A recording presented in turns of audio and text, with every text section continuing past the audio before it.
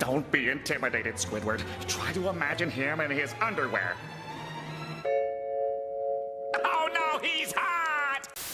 You know, sometimes I think to myself, wow, I really am tired of reviewing all of these Disney Channel original movies, and then I remember I'm really not. I just really hate zombies, and it makes it hard to review any other Disney product. That being said, I actually quite enjoyed the first Descendants movie. It was about as basic as a southern white girl drinking a pumpkin spice latte in the middle of fall, but it was still a really good time. Descendants 2 is the sequel to the highly popular 2015 movie Descendants. But something that's interesting about this movie is that it was actually more popular than Descendants 1, at least in terms of ratings. Descendants 1 pulled in about 6.6 million live viewers, but Descendants 2 pulled in about 8.92 million live viewers. That being said, that's largely attributed to the fact that this movie released on 6 networks when Descendants 1 only released on the Disney Channel. Those 6 channels, of course, being Disney Channel, ABC, Freeform, Lifetime, Lifetime Movies, and Disney XD, which is Disney but for boys. Only 5.3 million of those viewers were from Disney Channel itself, and in case you guys didn't realize and or know, all of those channels are owned by Disney. Capitalism at its finest. Imagine spending billions of dollars to acquire different TV networks just to air Descendants. Actually, you know what? That's kinda based. But just because it was viewed more doesn't necessarily mean it was better. But we here at HighKeyLowKey.com formulate our own opinions, so let's go ahead and get straight into the movie. Our movie starts out with our 4 main characters giving Auradon a taste of evil. We are catapulted into this movie with our first song, Ways to be Wicked. It's a pretty quick introduction to the, oh my god, I'm sorry, but these are the tastiest looking apples I have ever seen in my life. I was gonna rag on people eating these apples that were literally just on the floor, but these shits look appetizing as f. I would do the exact same. Yeah, I have no real clue what's going on here though. I guess they like dosed the apples or something because everyone is off the goddamn perks right now. And we already know that drugging people isn't exactly something that Mal is above doing. But this was actually all just in Mal's head, which is kind of annoying. I hate when movies do that. The first character we're introduced to is Queen Mal, played by Dove Cameron. Once a girl from the Island of the Lost, she has now become basic. Oh, how the mighty have fallen. Mal is being assaulted by the paparazzi and are called off by her boyfriend, King Ben Florian, played by Mitchell Hope. He is the king of Auradon and literally only 16 years old. Please do not ask me how that happened because I am still trying to figure it out. But because the paparazzi are the human version of leeches, they refuse to back off until they're threatened with legal action by the headmistress of Auradon Prep School, the Fairy Godmother, played by Melanie Paxson.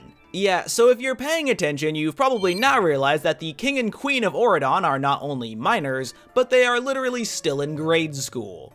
This can't be a good idea. Mal is pulled away by her best friend Evie, who needs to fit Mal for a gown for Cotillion. After the events of Descendants 1, Mal has been doing non-stop press events on her way to becoming a member of the royal family. And magic has also become a no-no in Auradon. Evie gave up her magic mirror and wants Mal to do the same with her spell book. Don't give me the face.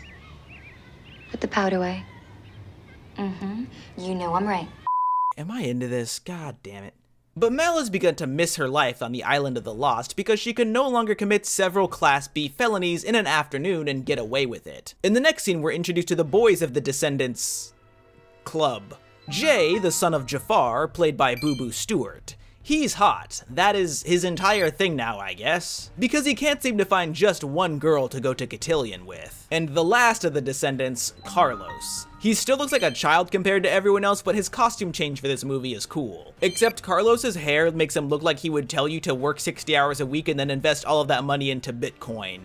Carlos has developed a crush on Jane in this movie. Jane is played by Brenna D'Amico and is the daughter of the Fairy Godmother. Fun fact, Jane and Carlos never had a single interaction in the first movie. And I get it, time has passed, but this feels entirely like a plot device now. But Jane is here to help Mal get prepared for Cotillion, or at least until Mal threatens Jane with a quick but painful death. In the next scene, we're introduced with Chad Charming, played by Jedediah Goodcare, who has seemingly swapped hairstyles with Carlos. Except it makes Chad look like an undergrown douchebag. But this scene serves to tell us that Audrey and Chad are no longer together, Jay is the captain of the tourney team, and Doug has been absolutely laying it down on Evie.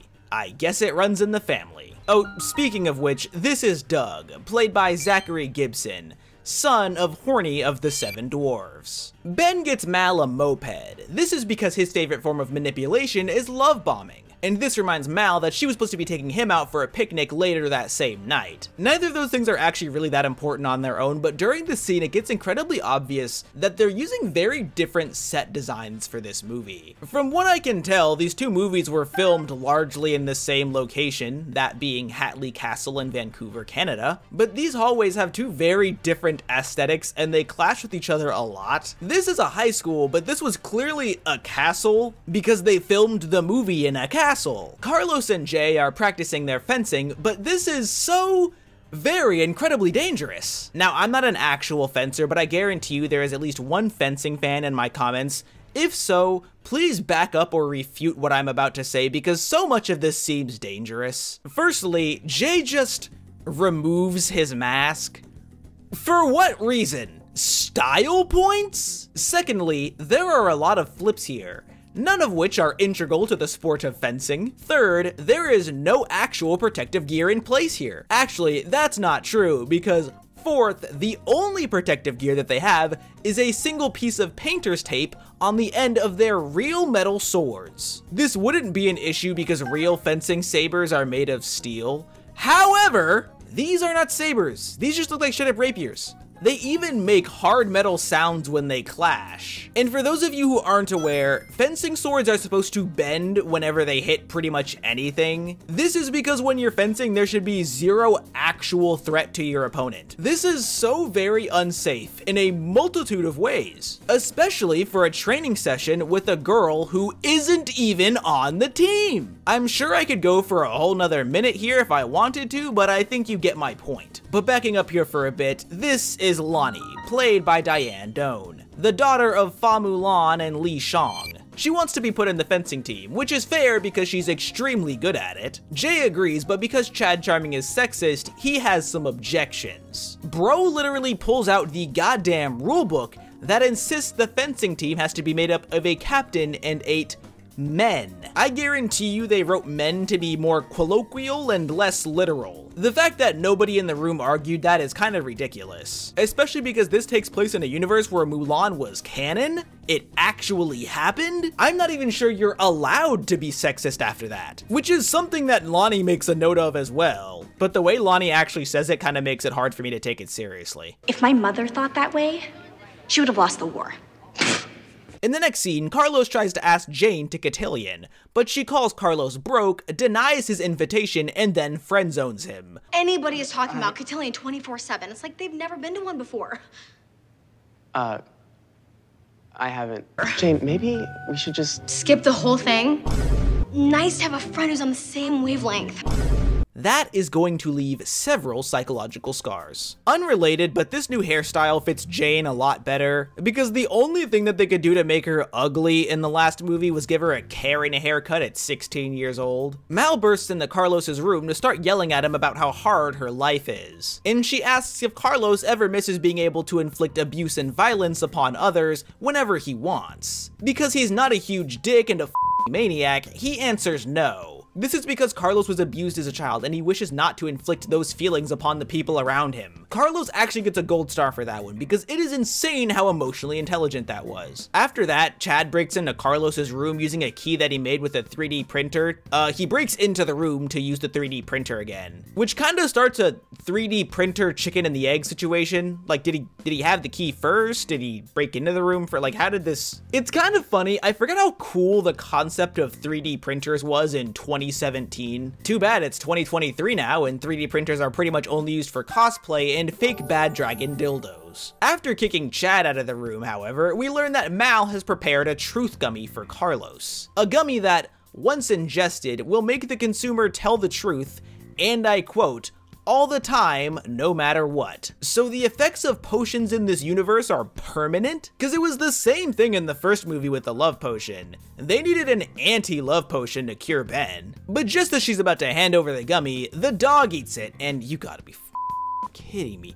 The dog talks now. We have a talking dog now. This dog's name is Dude, and he's voiced by Bobby Moynihan. There was also an absolute metric ton of exposition in this scene. Seriously, we're 20 minutes into this movie and we're still learning new things. In fact, we are finally being introduced to this movie's antagonists. This is Harry Hook, played by the gayer version of Harry Styles, Thomas Doherty. He's the son of Captain Hook and the only person who likes stealing things more than Jay. Next is Gil, son of Gaston, played by Dylan Playfair. Much like his father, he's stupid and pretty socially inept, but unlike his father, he's very unimportant in this movie. And lastly is Uma. Wow, that's a stupid name. Uma is the daughter of Ursula and is played by the most beautiful woman to ever walk the earth, China Anne McClain. Uma is tired of being on the island of the lost and wants to take over Auradon because she's jealous of Mal having it all to herself. Here is where we get the second song of the movie, titled What's My Name? Personally, I can't say I care too much for it. It's far from terrible, I enjoy parts of it, but it won't be making the high-key, low-keys Disney bangers playlist. Nah, bro's a little fruity for sure. He gotta be, yeah, he a little gay. He's a little gay for sure. What do I gotta do to get this treatment though? I mean, look at me like this, dog, please. In the next scene, Mal takes Ben on the aforementioned picnic date, where Mal prepared some delicious horse duvers? The horse devours. He orderers? Yeah, those. But when reaching for a napkin, Ben finds Mal's spellbook. Disregarding entirely why she even has this there in the first place, Ben finds some spells that Mal has bookmarked, including but not limited to a speed reading spell, a blonde hair spell, and the most evil of all, a cooking spell. Because God forbid that Mal have to make the horse orgies herself. Okay, firstly, how the hell did all of that fit into the basket? And secondly, why did she bring the spellbook anyway? Just seems wildly inconvenient and unimportant to bring to a date. It's only made worse when she tries to use a spell on Ben to make him forget that it all happened. Ben tells Mal that he's upset because he's been putting in so much effort only to find out that Mal hasn't been. And Mal is upset because she isn't a pretty pink princess and she doesn't belong in Auradon. Also, Ben says that this isn't the island of the lost, and it reminds me of that scene in Kaleidoscope when Lily's boss tells Ray that this isn't some ghetto cookout or whatever. Mal uncooks all the food and storms off, and Ben threatens to throw the PB&J at her if she doesn't turn the food back to the way it was, because he's still very hungry. In the next scene, Mal says that she doesn't belong on Auradon, and she gets ready to leave for the Island of the Lost. If this movie was coming out in theaters, I guarantee you that they would be playing Creep by Radiohead right now. I think it's funny how obvious it is now that the only reason that Mal got this moped was for this scene. She uses magic on it to make it go over the water so she can safely go back to the Island of the Lost. Mal just parks her moped here, but girl, this is the Island of the Lost? That getting stolen or destroyed faster than a Black Lives Matter sign in Vitter, Texas. Mal does get right back into the swing of things pretty quickly, however. Evie tells Ben in the next scene that Mal has gone back to the Isle of the Lost and delivers a note and a ring to Ben that Mal left behind. So Evie of course offers to take Ben to Compton so she can bring her back to Auradon. In our next scene, we're taken to a hairstylist shop that was named by the writers of Bob's Burgers. And because this is the Island of the Lost, they also employ child labor here. This is where we meet the only staff member who's currently on the clock,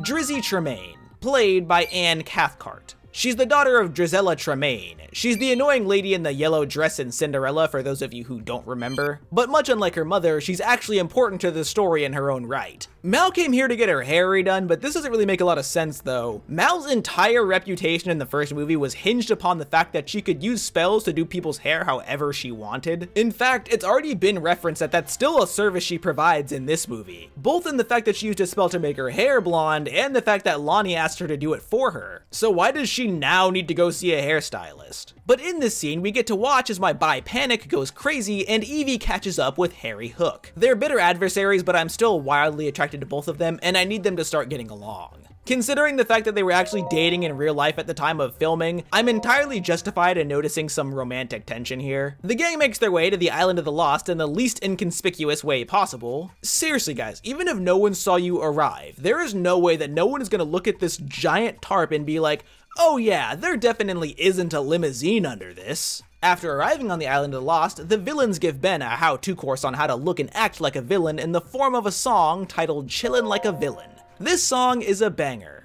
My only change would be that Boo Boo and Cameron should have been featured more on this track. Sophia Carson and Mitchell Hope are good, but the best parts of this song are the harmonies. And truthfully, I enjoy Sophia, but this song goes considerably harder when Boo Boo and Cameron are on it in place of her. Also, the choreography is modest yet tight, and it adds a lot to the watching experience. I give this one a 9 out of 10. But the group runs into Gil, who realizes that Ben is in a trench coat with Carlos, Evie, and Jay. So Gil promptly runs off to go tell Uma and Harry. Ben arrives at the gang's old hideout to find unyassified Mal doing some good old spray painting. Ben asks Mal to come home, but she insists that she's exactly where she needs to be. Ben finally tells Mal that he loves her, at least out loud since it wasn't verbally said last time. But Mal rejects Ben's somewhat desperate and majorly embarrassing advances and tells Ben and the group to f*** off. Ben storms off, and the group runs into my husband, who tells them that they need to meet up with Uma at the diner later that same night. This is because they kidnapped Ben in like 20 seconds. The group asks Mal for her help because Uma only wants to talk to Mal. Mal arrives in the diner and sits in the chair backwards because that's how evil people sit, and Uma challenges Mal to an arm wrestling competition because that's the most effective and most evil way to solve disputes in the Island of the Lost. Uma says that she'll give Ben back to Mal if Mal wins, but Mal doesn't ask what Uma wants. She says she doesn't need to know because she's not gonna lose anyway. But because Uma's feeling a little silly, she tells Mal that she wants the fairy godmother's magic wand. That is a weird way to stretch out this movie for another hour and 3 minutes. Also, she's seriously going to abide by this? Are arm wrestles legally binding on the Island of the Lost? Mal comes up with the idea to use Carlos's 3D printer to make a fake version of the magic wand. They also need to make some smoke bombs as a diversion when Uma immediately and inevitably realizes that it's fake. But they'll need some help from their favorite miner if they want to sneak off the island unnoticed. So Mal begins gathering materials around the hair shop, and we switch back to Chad using Carlos's 3D printer again. Without kicking Chad out for some reason, they begin 3D printing Fairy Godmother's magic wand. And Dude tells Chad that Ben has been captured, which Lonnie overhears. After making their smoke bombs, Dizzy says that she wishes that Evie could take her to Auradon. But like, why can't she? Like, sure, yeah, it's child abduction, but does that really matter on the Island of the Lost? That is literally what's happening to Ben right now. He's still a child, much less the king of Auradon. Crime runs rampant on this island, and it's not even like anybody but Mal and the gang can leave the island. So the threat of being chased back to Auradon is unbelievably low, and I'm sure that the people of Auradon would understand since they seem to be pretty generally okay with whatever episodic antic Mal and the gang are up to that week. But I don't really know what I'm complaining about because I guarantee you this movie ends with Dizzy coming to Auradon anyway. Evie tries to convince Mal that she doesn't belong in the ghetto and that she needs to come back to Auradon with her and the gang. This is where we get our next song, titled Space Between. It's one of those songs in the Disney movies where they have all those flashbacks and talk about how much they care about each other. Seriously, it's the If Only of Descendants 2. Just a little more upbeat. It's also a duet now. I give it an 8 out of 10. Also, these two are just roommates, I swear. Carlos and Jay finish printing off the fairy godmother's comically large magic wand. Also, this 3D printer is awfully magic wand shaped now that I think about it. Like, what the f are you gonna be printing that's 8 inches wide and 4 feet tall? And please don't answer with bad dragon because I already made that joke earlier in the video. After finishing the magic wand, they run into Doug, who is wondering where Evie is. But after getting him to leave, Lonnie shows up, demanding that she can come with them to save Ben, or else she'll tell the fairy godmother. Seriously, bro is Jack Sparrow levels of fruity. But this is where Ben and Uma have their first interaction, where Uma tells Ben about how she hates being imprisoned on the Island of the Lost by Ben's father. Once again, I'd like to remind you that this is literally eugenics they practiced when they did this. Oh my god, what do I need to do to get this damn treatment from China Anne McClain, bro? Ben offers to fix things, but Uma says that Ben's offer to fix things are not only incredibly shallow, but he's tied to a pole now and just wants his own freedom. So his pleas are too little and too late. Which, I mean, yeah, offering someone their freedom only after you've been captured by them is like paying off someone's car that you crashed. 16 years ago. After they've made their way back to the island, they found that dude has snuck into the limo, consider me shocked, and the gang makes their way to meet up with Uma. Dude, there is no way it's noon in both of these places. It was nighttime on Auradon like 5 minutes ago. And it's dark as hell in this scene. Like, I feel like the continuity of time should be a lot easier to understand than it is right now. Their confrontation is the 5th song of the movie, titled It's Going Down. It's exactly what you'd expect from a rap battle in a Disney movie. I love Dove Cameron, but there is no way they thought it was a good idea to put her against China and f***ing McClane in a rap battle. This song is far from terrible though. Also, there's this verse where Ben tries to plead with Uma to stop the madness, and it kinda just made me giggle a bit. But as long as I don't have to listen to Dove Cameron rap anymore, I'm happy for any intermission that anyone can offer. Because Uma isn't stupid, she wants to see the magic wand in action before Mal hands it over. The plan of the pirates is just to drop Ben in the water, but like it's not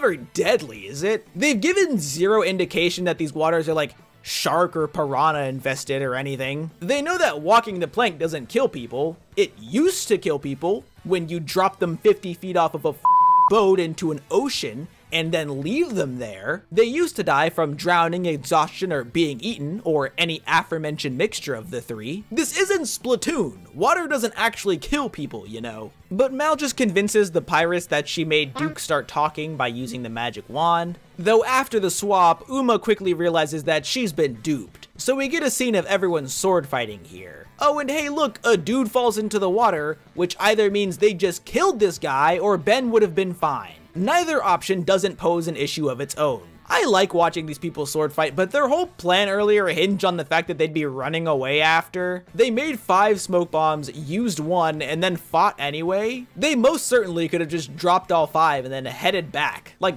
why did they stay for this? The scene is like 5 minutes long and it's cool and I like it. It's just wildly unintuitive for them to be doing this and doesn't match up with their plan, and it wasn't necessary. Not to complain about something I like, it's just that they set up one thing and then did something entirely different. And I think I'm mostly just upset because at the end of the 5 minutes, they just end up doing the exact same thing they said they were going to do anyway. When they make it back to the limo, however, Mal drops her spell book. When the f did she bring this with her? Like seriously, when did she have this? Did she have it when she came or when she left? And when did she actually drop it? I don't even remember seeing it on her body. But hey, on the bright side, Lonnie and Jay have some romantic tension now, which makes them the hottest couple in this movie, in my opinion. When they get back to the Isle of the Lost, Evie wants to talk to Mal alone, but Carlos demands that they all talk together, because they always leave Jay and Carlos out of their little side chats, which I actually entirely agree with, because in the last movie, I mentioned the fact that Jay and Carlos never really do anything of actual importance, which I still moderately agree with in this movie. Like, I love them, but they're only main characters by association. So Carlos has now earned his spot as main character in my eyes. Jay makes himself useful by telling Mal to come to Cotillion that night, and if she's not feeling it, he'll drive her back to the Isle himself. I'm more caught up on the fact that he knows how to drive at all. As far as I'm aware, cars don't exist in this universe anywhere outside of this singular limo, so was like he just winging it? In the next scene, Jay gets around the captain and 8 men rule by making Lonnie the new captain. I love the message, but like,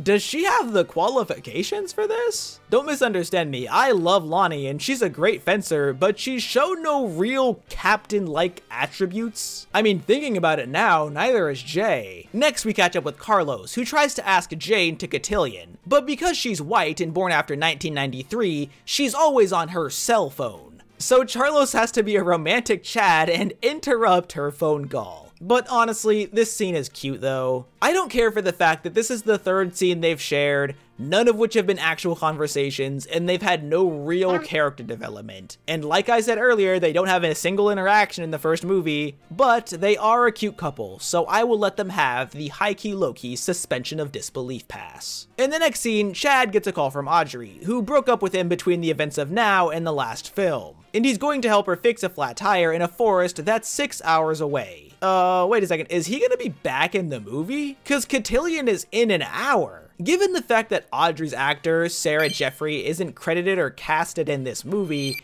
I'm going to assume that they just wrote him out of the movie because they have no idea what to do with him after they concluded his sexism plot. In the next scene, we get to see Mal's Cotillion dress revealed and everyone is happy now that she's arrived. And supposedly Ben is on his way. Okay, now that they say it, I'm realizing that Ben hasn't been in this movie for the last 20 minutes. And I'm now expecting him to bring some people from the Isle of the Lost with him as some sort of stunt. That seems right up his alley, doesn't it? Ben walks out with his comically large crown and I called it. I f***ing called it. I called it. I called it. I called it. Okay, well, I was expecting more people, and I most certainly wasn't expecting him to do that, but I will never be mad at a white man going for a milk chocolate queen. Dr. Umar, however, is probably shaking in his boots right now. Seriously though, this nigga needs some sort of spell protection, because I'm 100% certain in saying that Uma just used the spell book that Mal left behind. But I mean, damn, this is kinda cold though. I mean, that is just straight up evil. I would be crying and throwing up right now if this were me. I know they're only upset because it's clear that Uma's evil and she did something to Ben, but I really want to make a joke here about the fact that everyone is upset that he's dating a black woman. But just when the gang is all about to leave because they don't want to see that, Jane unveils the gift that Ben has been crafting for Mal all along, which captures everyone's attention. But because Uma is almost as selfish as Bucky Buchanan, she decides to make this about herself by making Ben announce that Uma will join the court as his lady. Also, he does the thing here that white kids always love to do, and he pops the off at his dad. Son. Not now, Dad! Yeah. I will be quoting that all week. And his gift to Uma as lady of the court is to end segregation once and for all.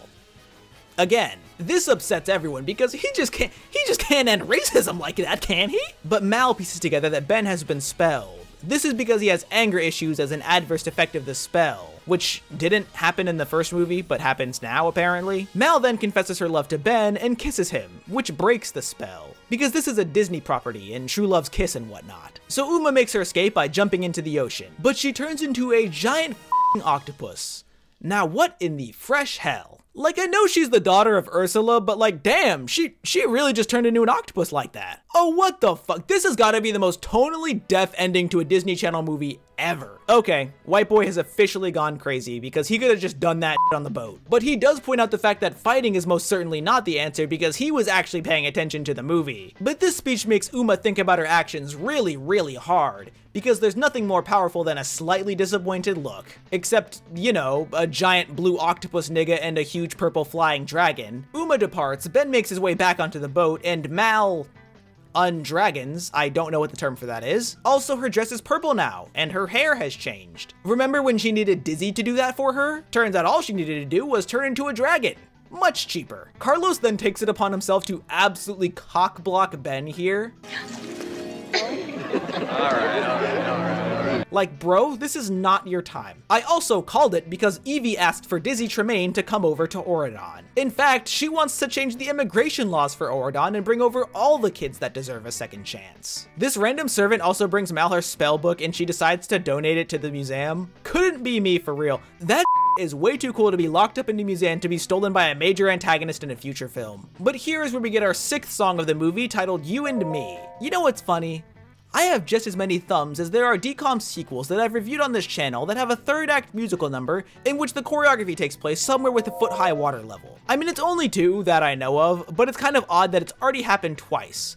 But this song is about making change and being proud of who you are. 6 out of 10. Far from bad, but it's the most generic song I've heard from a DCOM thus far. In the theme, the vocal, the track production, it's catchy, but it's middle of the road. But at least I can watch Doug f it up again. Yeah, go white boy, go. Yeah, go yeah. And this weird ass font is back, and there's now a house remix of the song we just heard playing in the background. And it is fucking bad. It is genuinely one of the worst things I have ever heard. It sounds like it belongs in Geometry Dash. But here we get 2 end credit scenes, the first of which is Dizzy getting her invite to Auradon Prep, and there's also a sequel tease here. And it's the exact same one as Descendants 1.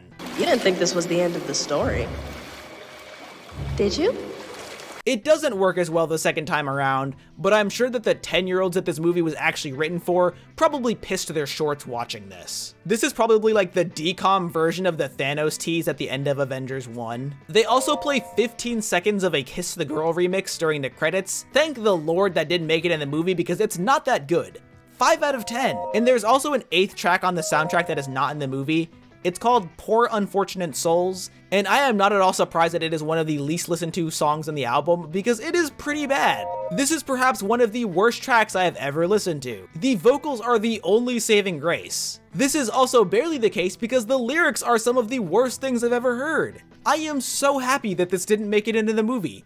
Easy 2 out of 10. Okay, so I can easily say I enjoy these movies much more than I do the Zombies movies. By the time I'm recording this, I've actually already written the Zombies 3 video, so look out for that sometime in June. But oh my god, these movies are cinema compared to the Zombies movies. But compared to actual cinema, these are still Disney Channel original movies. But once again, this being a pretty samey sequel, I'm gonna keep the review section short. Personally, I think the movie was good, not amazing, far from terrible. There is just nothing stand out about this movie other than the fact that it would make 99% of people watching it question their sexuality. The music isn't as good as it was in the first movie in my opinion, but the first movie's music sets a really high bar, and vaulting that would be pretty hard, so I'm not really docking points for that. I give the music in this movie an 8.5 out of 10. Also, I want to make a note that that does not include the 3 songs that played at the end of the movie. I'm only counting stuff that was played or sung in the movie. Cameron Boyce and Boo Boo Stewart got a lot more time to shine, which they desperately needed. They were both on 1 track in the first one and they were on 4 here. Although they barely have any solos, their voices kill it at escalating whatever song they're already on,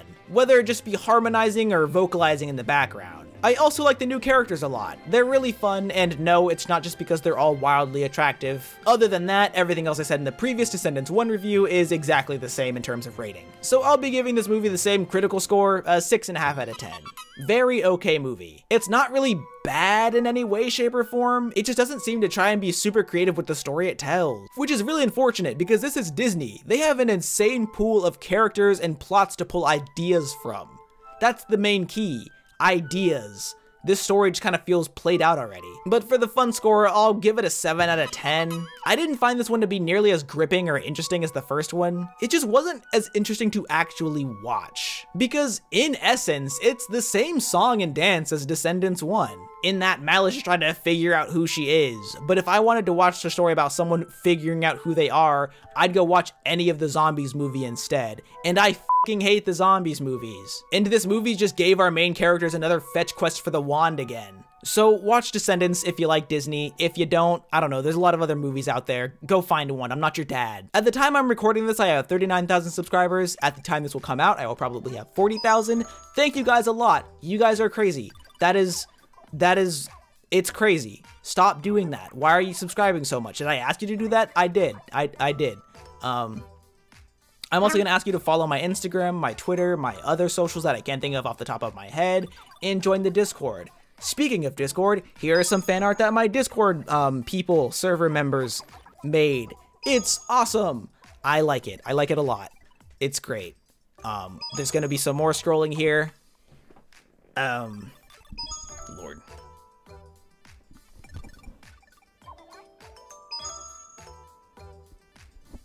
Yeah, is it done? It's done. Okay. We're good. Okay. Me and Nathan are gonna go back to finding out the entire length of Pi.